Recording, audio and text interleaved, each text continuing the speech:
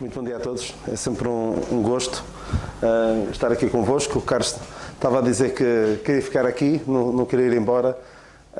Eu pensei, deixem-me começar a falar, que a vontade de ir embora surge rápido, mas eu estava aqui a pensar, agora, quando cantávamos e antes, quando orávamos por alguns,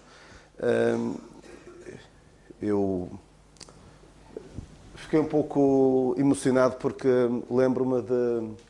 Ainda comentava com alguns. Lembro-me há 20 anos vir aqui a Retiros, quando era mais jovem, e até comentava com eles que vínhamos, só do Norte vínhamos 40. E infelizmente muitos desses ficaram prostrados no deserto. Por isso as odds, ou seja, as probabilidades não estão a vosso favor. É preciso lutar muito. É preciso realmente ter convicções bem alicerçadas na palavra de Deus, para não fazerem parte dessa estatística terrível dos que ficam prostrados no deserto. E eu hoje vamos falar de línguas, mas estejam descansados. Não vamos falar do dom de línguas, que alguns apregoam, mas vamos falar de uma língua que é bem perigosa. E vamos ler sobre ela daqui a pouco em Neemias 13. Uma língua que não é bem uma língua, mas é uma mistura de línguas. É só meio. E o meu desejo é que, devido àquilo que eu faço, devido à forma como eu me comporto, não esteja a contribuir para que os meus filhos ou os jovens que me rodeiam falem esta língua. Mas eu vou deixar-vos em suspense até ao fim. Não vou dizer já. Quem já me ouviu, ou quem conhece bem esta passagem, sabe qual é a língua. Mas eu vou dar-vos algumas dicas sobre como porem os vossos filhos a falar esta língua. E eu espero que não os sigam, estas recomendações, estes exemplos, estes maus exemplos que lemos no livro de Neemias. Eram tempos difíceis, tempos em que as pessoas tomavam Deus por garantido. E vemos o desastre que houve naqueles tempos. Porque as pessoas não levavam a sua relação com Deus a sério. E vamos então ver, vou falar-vos então de línguas, particularmente de uma que é bem perigosa. E assim, é natural a língua evoluir ao longo dos tempos. A língua tem evoluído ao longo dos tempos e nós vemos aqui alguns exemplos. Por exemplo, a palavra gozar, para os que eram mais novos, mais velhos, para os que são mais velhos, gozar é sinónimo de ter alegria, não era? Gozar no céu. Hoje em dia, gozar é fazer escarnecer de alguém. A palavra bestial, em tempos, hoje significa fantástico. Há uns anos, bestial vem de que palavra? De besta, exatamente, de besta. Orgulho, em tempos, no meu tempo, orgulho era um pecado. Hoje é uma virtude, porque até tem um mês inteiro para celebrar o orgulho. Não é? Tipo, no meu tempo, significava uma coisa. Tipo, hoje é uma vírgula, não é? Tipo. Principalmente os mais jovens usam tipo. E usam a palavra literalmente para tudo. Eu estou literalmente morto. E não estou nada literalmente. É apenas uma força de expressão. Ou seja, as palavras têm evoluído. A palavra verdade também tem evoluído. É a minha verdade, a tua verdade. É verdade para ti, não é verdade para mim. Estas palavras têm mudado o seu sentido. E mesmo a palavra mulher tem evoluído ao longo dos tempos. E há uns meses, uma nomeada para ser juíza do Supremo Tribunal Americano, foi-lhe perguntado numa sessão para confirmá-la como juíza, perguntaram-lhe o que é uma mulher. E ela disse que não sabia, porque não é médica. Chegamos a esse ponto ridículo em que as pessoas já nem sabem o que é uma mulher. E há palavras que heroínos usam. Vão ver aí alguns dos inários. Nos inários tem palavras que eu nem sei o que é que elas significam. Canto, assim, a minha sugestão é, à primeira vez cantem, mas à segunda vão ao dicionário ver o que é que significam. Palavras como mancomunam. Aparece no Salmo 2. Inefável, inescrutáveis, ignomínia, excruciante. São palavras que queiram em desuso. Não estão no vocabulário da malta jovem. Mas já há agora uma linguagem que o pessoal usa, não é? Por exemplo, cringe. Às vezes, quando eu dou um abraço ao Lucas, ele diz: "Pá, isso é cringe." Eu acho que cringe significa querido, não é? Deve ser. Mas não é. Significa outra coisa. Stan, spoiler, alguns conhecem. Mid, body count, não vou explicar o que é. Rise foi nomeada a palavra do ano pela Universidade de Oxford. Rise. O Lucas diz que eu tenho riso negativo, por isso deve ser uma coisa má. Mas há uma língua bem mais perigosa. E é esta língua que eu não quero que os meus filhos falem por causa do mau exemplo que vem em mim. Vamos então ver Neemias 13, vamos ver o que é que aconteceu no tempo de Neemias. Eu só vou citar rapidamente o que é que aconteceu. Neemias 13, podem ir a... Eu sei que vocês nos últimos tempos, já, em algumas quartas-feiras, têm estado a ver os livros históricos e este é um dos livros históricos. Neemias 13. Então o que é que aconteceu em Neemias 13? Neemias era copeiro do rei Artaxerxes, ouviu falar que a cidade de Jerusalém tinha sido destruída, o muro tinha sido deitado abaixo e ele acabou por ser enviado para reconstruir a cidade, reconstruiu o muro, restabeleceu o culto ao Senhor e foi governador durante 12 anos. E nessa altura o povo renovou o pacto com o Senhor. Vamos ler isso rapidamente em Neemias 10, 28 a 31. Porque assim, a nação de Israel, a nação de Judá tinha sido exilada para a Babilónia, por alguma coisa foi porque se tinham abandonado os caminhos do Senhor. E Neemias veio, restabeleceu o culto ao Senhor e o povo daquele tempo voltou a dedicar-se ao Senhor, renovou o pacto com o Senhor. E vamos ler tem aqui uma lista, no início do capítulo 10, tem uma lista dos nomes das pessoas que assinaram, por assim dizer, este pacto.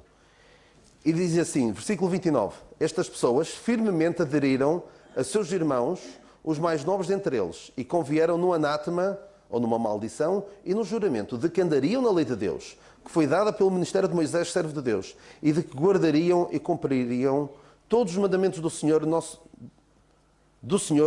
Senhor, e os seus juízos e os seus estatutos, e que não daríamos as nossas filhas aos povos da terra, nem tomaríamos as filhas deles para os nossos filhos. E que, trazendo os povos da terra no dia de sábado algumas fazendas e qualquer grão para venderem, nada tomaríamos deles no sábado, nem no dia santificado, e livre deixaríamos o ano sétimo e toda e qualquer cobrança.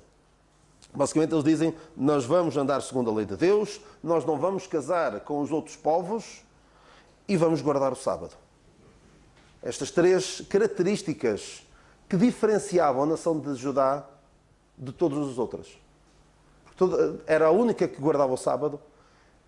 Faziam questão de dizer, não casem com outros povos e guardar a lei de Deus. Neemias ausentou-se, penso eu, pelo espaço de um ano. Obteve uma licença, lemos disso em Neemias 13:6, que tudo isto, 13:6, durante tudo isto não estava eu em Jerusalém, porque no ano 32 de Artaxerxes, rei de Babilónia, vim ter com o rei, mas ao cabo de alguns dias tornei a alcançar licença do rei. Encontrou um cenário desolador. Foi muito rápido. Em pouco tempo, as coisas estavam irreconhecíveis. Faz-me lembrar aquela expressão que Paulo diz, maravilho-me ou espanto-me de que tão depressa passasseis do Evangelho de Cristo para outro Evangelho. Daquele que vos chamou à graça de Cristo para outro Evangelho. Foi depressa. Faz-me lembrar também a nação de Israel. Aqui nesta passagem, em 19:8, lemos tudo o que o Senhor disse para fazer, nós faremos. 40 dias depois, estavam a fazer o quê? A adorar o bezerro de ouro. 40 dias. Foi menos tempo ainda. Degenerar é muito fácil. Basta deixarmos de estar alerta durante algum tempo. Basta baixar a guarda.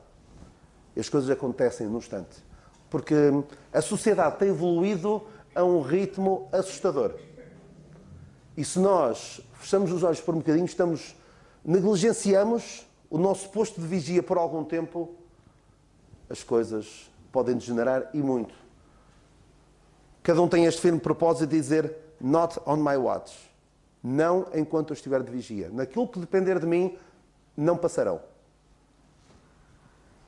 Digam como o Gandalf, em frente àqueles que conhecem o Senhor dos Anéis, you shall not pass, não é? Não passarás. Não vais só por cima do meu cadáver, como alguns dizem, não é? Não passarás. Então, a primeira coisa que nós vemos, vamos ler a Neemias 13, 1 até ao versículo 9, e diz assim, Neemias 13, versículo 1 a 9. Naqueles dias, leu-se no livro de Moisés, aos ouvidos do povo, e achou-se escrito nele que os amonitas e os moabitas não entrassem jamais na congregação de Deus, porquanto não tinham saído ao encontro dos filhos de Israel com pão e água, antes assalariaram contra eles a Balaão, para os amaldiçoar. Ainda que o nosso Deus converteu a maldição em bênção. Sucedeu que, pois, que ouvindo eles esta lei, apartaram de Israel toda a mistura. Isto tinha sido antes, ok? Isto aconteceu nesta altura, sim. Ora, antes disto, ele está agora a dizer que antes disto, de fazerem esta limpeza, o que é que tinha acontecido? Eliasibe, sacerdote, que presidia sob a câmara da casa de nosso Deus, se tinha aparentado com Tobias. E fizeram-lhe uma câmara grande, onde dantes se metiam as ofertas de manjares, o incenso e os vasos e os dízimos do grão, do mosto e do azeite que se ordenaram para os levitas e cantores, e porteiros, como também a oferta alçada para os sacerdotes. E aqui é aquele versículo 6 que eu já li há pouco, Neemias disse, eu não estava lá quando isto aconteceu. Versículo 7. E vinha a Jerusalém e compreendia o mal que Eliasibe fizera para beneficiar a Tobias, fazendo-lhe uma câmara nos pátios da casa de Deus, o que muito desagradou, de sorte que lancei todos os móveis da casa de Tobias fora da câmara. Ou seja, nós sabemos pela palavra de Deus que os amonitas e os moabitas resultaram de uma relação incestuosa de Ló com as suas filhas. Neste fim de semana falámos da história de Ló e esta história era bem conhecida. Pelo menos esta parte ficaram traumatizados com esta história. Porque isto é de facto, a Bíblia tem histórias completamente assustadoras. Nas duas últimos domingos falámos no culto online, nos domingos à noite, falámos de uma história terrível que se passa na nação de Israel no tempo dos juízes. E quem ler os últimos capítulos do livro dos Juízes, e para quem não sabe, o livro dos Juízes não acaba com a história de Sansão, continua, tem mais duas histórias, e uma delas é completamente tenebrosa. Se lerem, não é para maiores de idade aquelas histórias, porque são mesmo macabras. E esta é uma dessas histórias também que nós lemos e ficamos a pensar, mas como é que é possível isto acontecer? Mas aconteceu. As duas filhas de Ló abusaram do seu pai e tiveram filhos, que foram Amon e Moab, que vieram dessa relação incestuosa. E, além disso, estas duas nações eram inimigas do povo de Deus. Só que, apesar disso,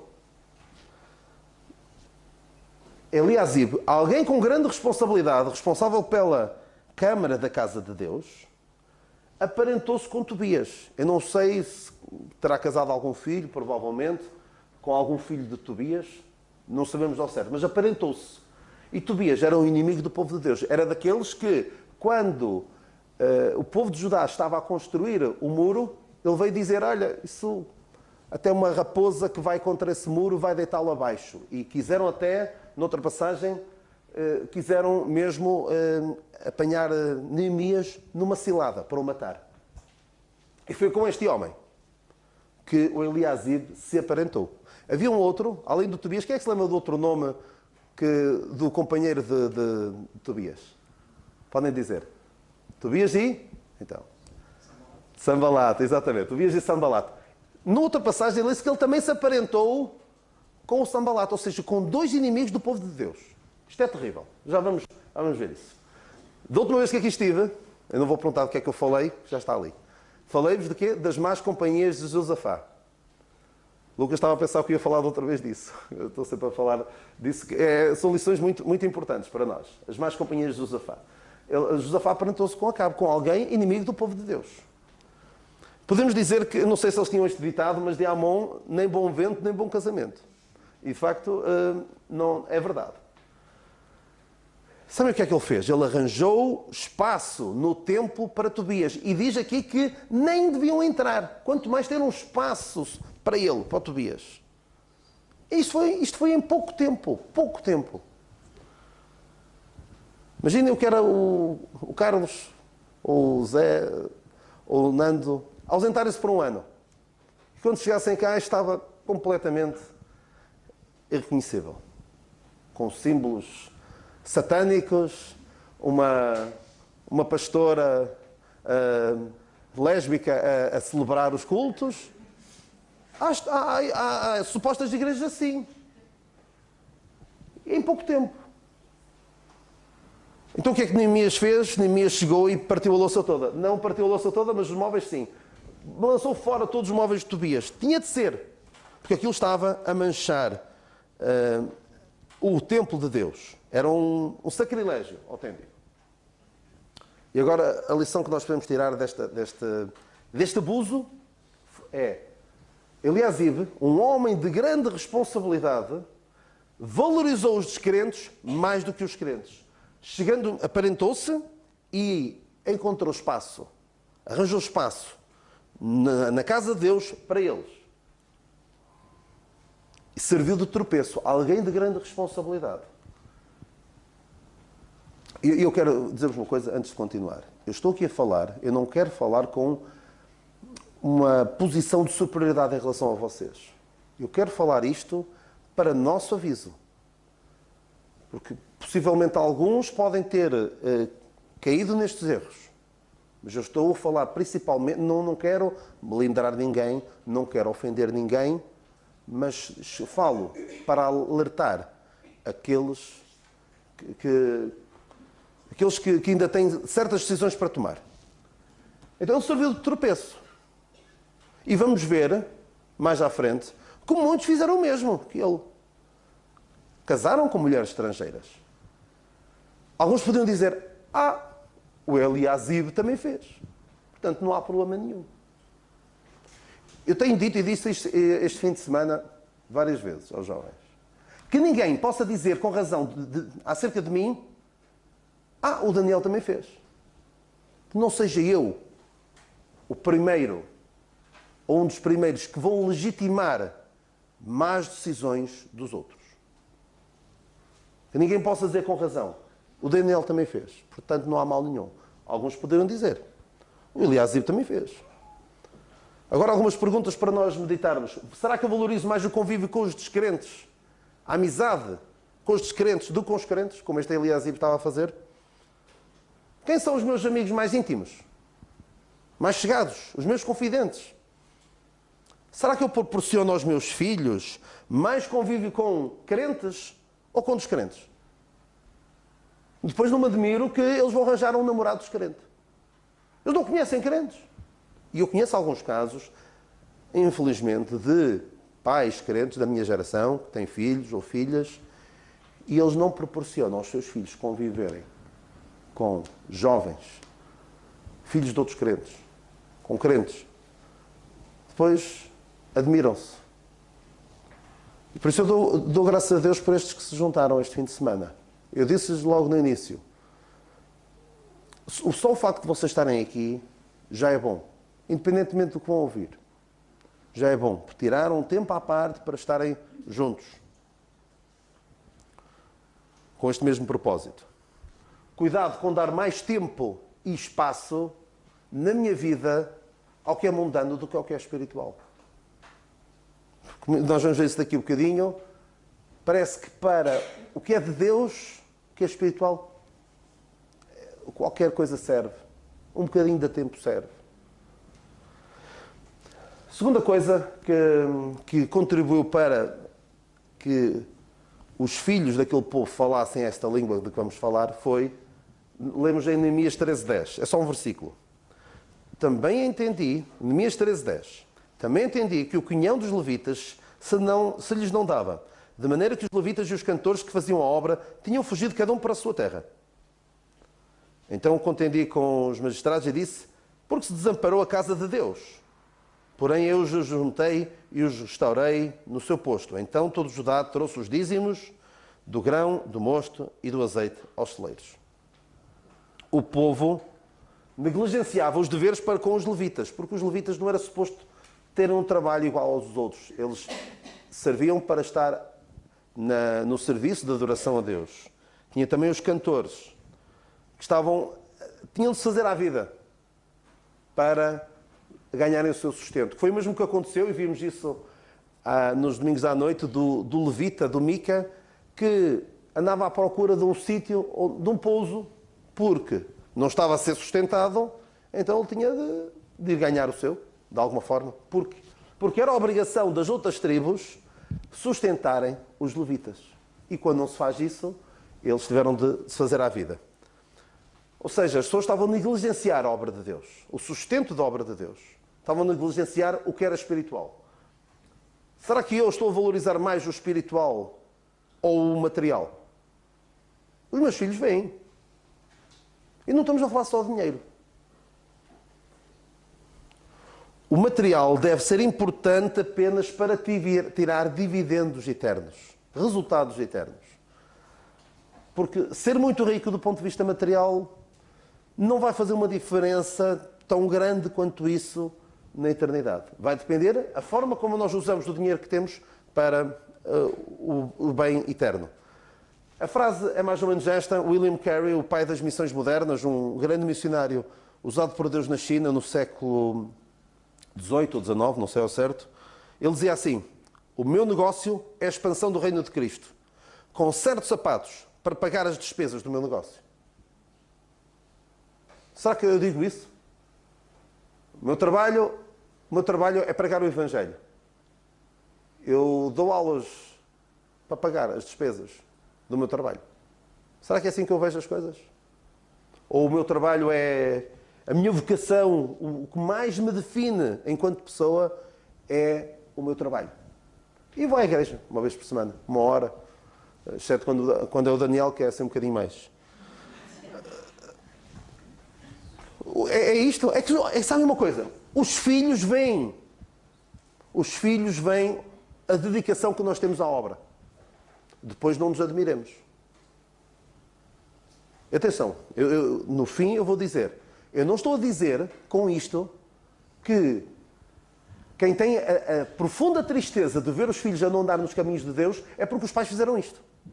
Não é? Mas que pelo menos possas ter o descanso, o consolo, o conforto. Eu fiz a minha parte. Que fique bem claro. Porque os meus filhos veem o que eu valorizo no dia-a-dia. E que Deus me livre de que eles aprendam comigo a serem hipócritas.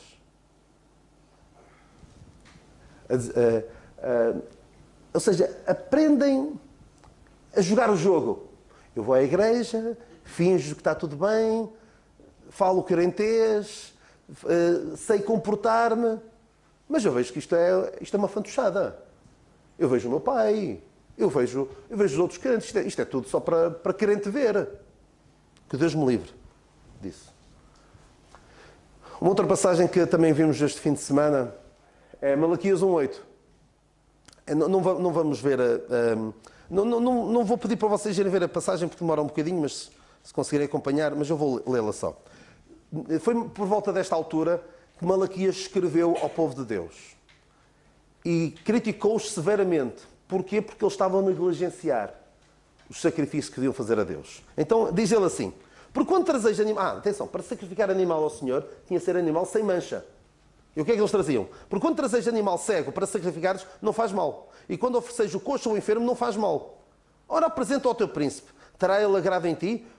Ou aceitará ele a tua pessoa? Diz o Senhor dos Exércitos. Para Deus, qualquer coisa servia.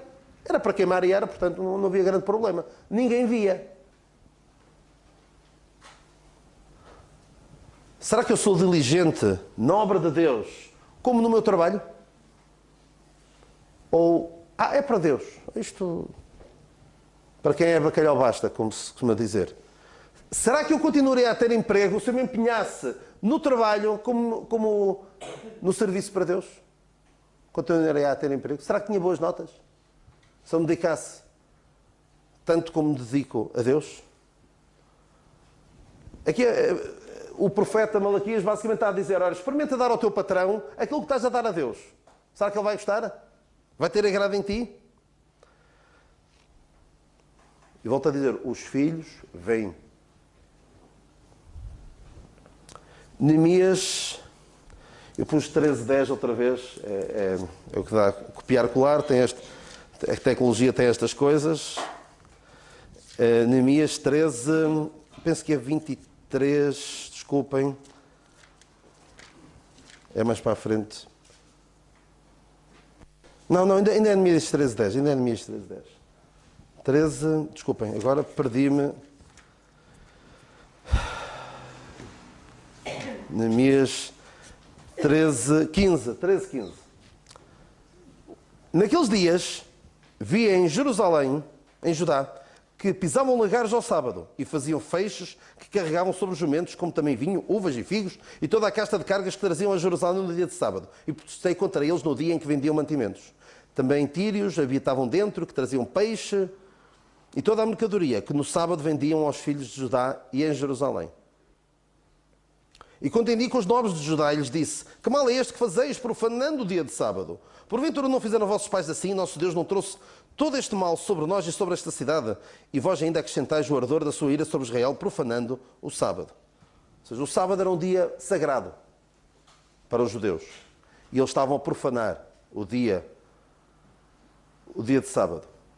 E ele até diz: vocês já viram as consequências no passado. Infelizmente, muitos veem os erros que outros cometeram no passado e não aprendem. Parecem que querem eles também cometer esses erros. Querem também bater com a cabeça na parede. Eles estavam a desobedecer a mandamentos claros de Deus, que eles sabiam bem, algo que os distinguia das restantes nações, que era a guarda do sábado, e sobre o qual se tinham comprometido. Naquela passagem que eu li no início, eles disseram: nós não vamos deixar que isto aconteça ao sábado, vamos guardar o sábado. Cuidado, quando os meus filhos veem uma coisa, digo uma coisa na igreja e eu faço outra em casa. O que deve acontecer em casa deve respirar-se a Bíblia. Esta passagem que não temos tempo para ler, Deus está a dizer: fala da Bíblia em casa, andando, sentando-te, em toda a hora. Que se respire Bíblia em tua casa. Esta outra, em Êxodo 12, aquela passagem que eles estão a preparar a Páscoa e a pôr o sangue nas ombreiras das portas, e Deus diz: quando os teus filhos perguntarem que culto é este vosso, que vós fazeis, de pintar com sangue as ombreiras, vocês vão dizer o quê? Cala-te e continua a pintar. É? O meu filho pergunta: porquê isso? Pinta, que é o que eu te mando fazer. Não, explica porquê. Nós estamos a fazer isto e por aquilo, porque o Senhor nos livrou do Egito e disse para nós fazermos este culto, para nos lembrarmos sempre. Devemos explicar aos nossos filhos o que fazemos, o que devemos fazer e porquê. Além disso, apesar de nós não defendermos a guarda do sábado, nem dizermos que o domingo é o novo sábado, devemos tirar tempo, como hoje, para nos juntarmos com o povo de Deus, a igreja, e para louvarmos o nome do Senhor, para nos lembrarmos daquilo que Ele fez por nós.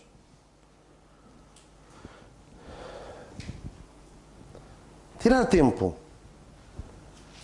Algum tempinho só. Juntarmos, porque no nosso país é o domingo, porque é um dia em que a esmagadora maioria das pessoas está livre e podem juntar-se para adorar a Deus em conjunto. E devo ter cuidado de que os planos que eu faço sejam feitos em função de, ao domingo de manhã, não posso. Não é? Nunca ouviram a expressão, desculpem lá o que eu vou dizer, hoje não dá, joga o Benfica. Nunca ouviram essa expressão? Não dá porque essas pessoas planeiam toda a sua vida em função de, joga a que horas? Não posso.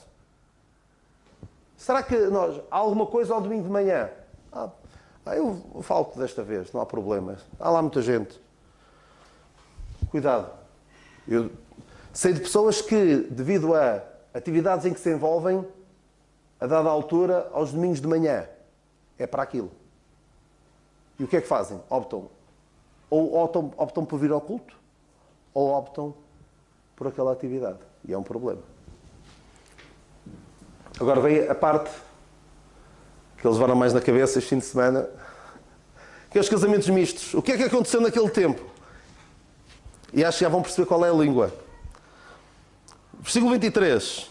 Vi também naqueles dias judeus que tinham casado com mulheres asdoditas, amonitas, moabitas e quê? E? Então, bonitas? Não eram bonitas? Eu até dizia ontem que Sansão diz aos seus pais: eu quero esta porque ela é agradável à vista, agrada aos meus olhos. E eu perguntava-lhes: será que em Israel eram todas feias? Certeza que não. Porquê é que foram buscar destas? E já vamos ver, e Neemias avisa-os e diz: não pode ser. Olha, reparem o que aconteceu. E seus filhos falavam o quê? Meio asdodita. E não podiam falar judaico, senão segundo a língua de cada povo.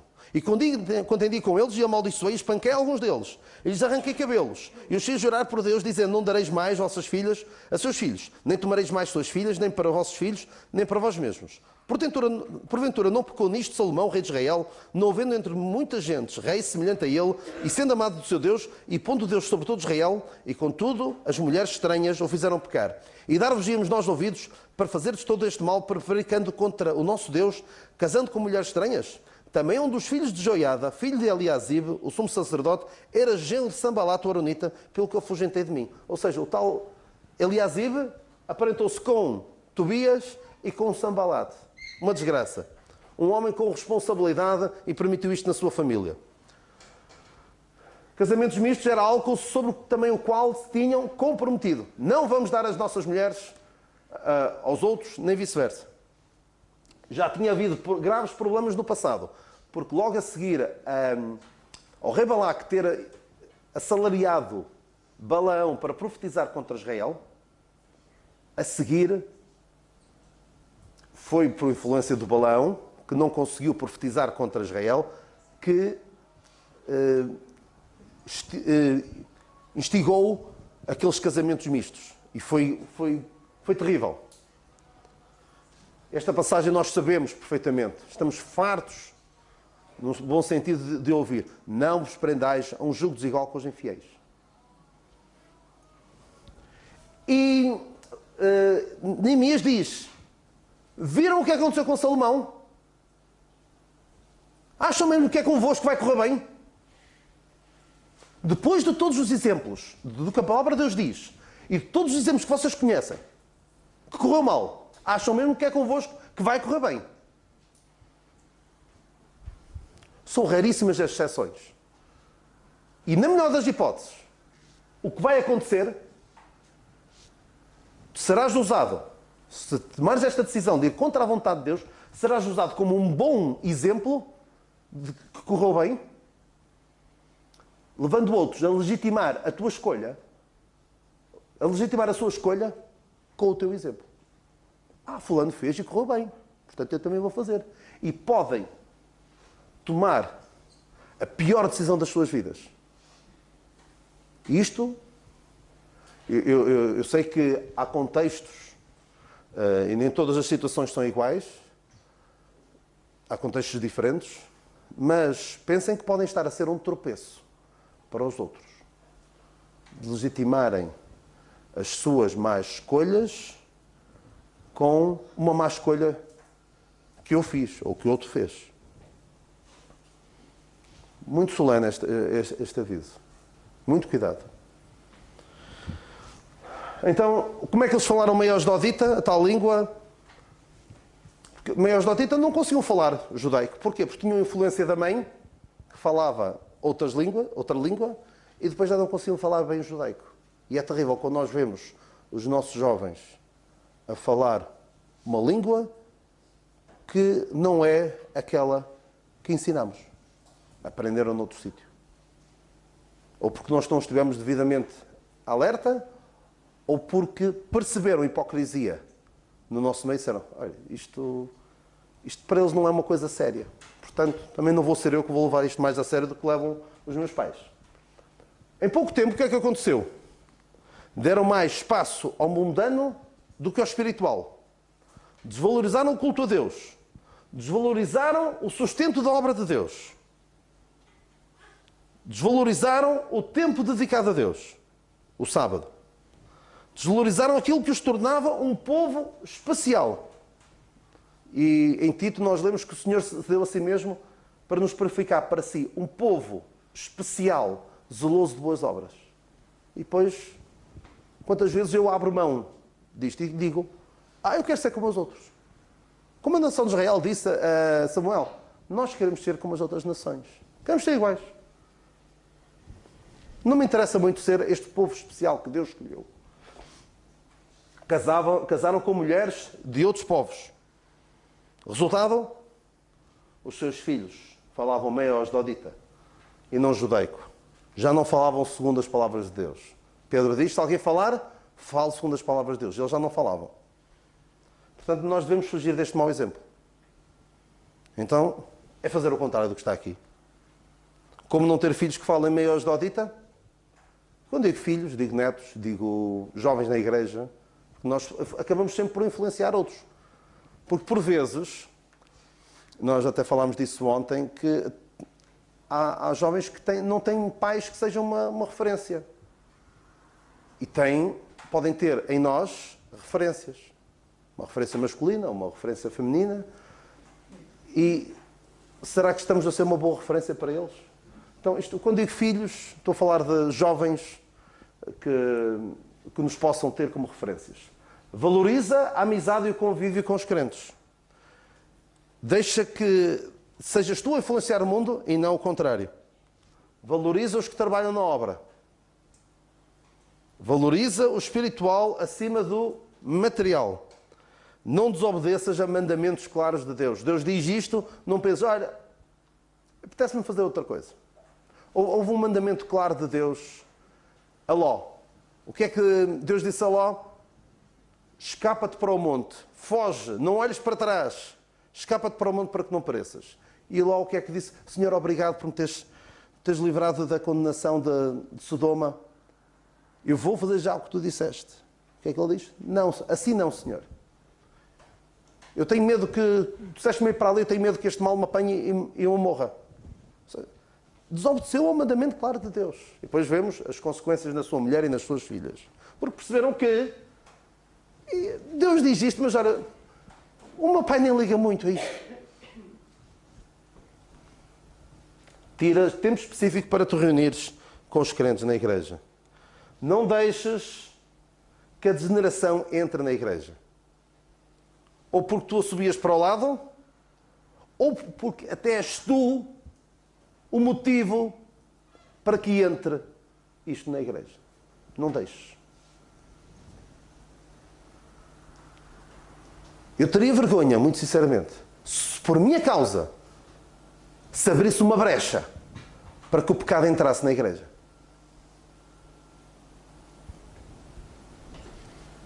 Proporciona aos teus filhos convívio saudável com os crentes. Deixa que se respire a Bíblia em tua casa. Andando, sentando, fala aos teus filhos, intima estas palavras aos seus corações. Mas acima de tudo, e para termos alguma paz de espírito, a decisão é pessoal. A decisão é de cada um. Mas pelo menos que possas ter este consolo. Olha, eu fiz tudo o que pude para que os meus filhos conhecessem a palavra de Deus. E eu admiti perante eles as minhas falhas. Eu sei que falho, todos nós somos falíveis. Eu te costumo dizer, olha, os meus filhos já viram em mim o suficiente para pensarem, olha, eu não quero nada com Deus. Tudo o que vier acima disso é a graça de Deus. E a obra do Espírito Santo nos seus corações. É isto que eu tenho para vos dizer, que Deus nos livre desta angústia. Que eu sei que alguns de vocês passam por ela. E eu não desejo passar por esta angústia. De derramar o meu coração perante Deus por causa do meu filho. Que eu fiz tudo por ele. Procurei que ele conhecesse as Escrituras desde a sua meninice para o tornar sábio para a salvação. Mas será muito mais angustiante se eu tiver consciência. Eu falhei redondamente. Eu falhei nestas áreas todas. Eu não valorizei o que é espiritual. Eu fui contra mandamentos claros de Deus. E agora estou a colher os frutos daquilo que semeei. Não permitamos. Não hajamos de forma a que os nossos filhos falem esta língua perversa. Esta língua que nem é bem uma língua, é meio osnaldita. Muito perigosa. Que Deus nos livre e que Deus nos guarde.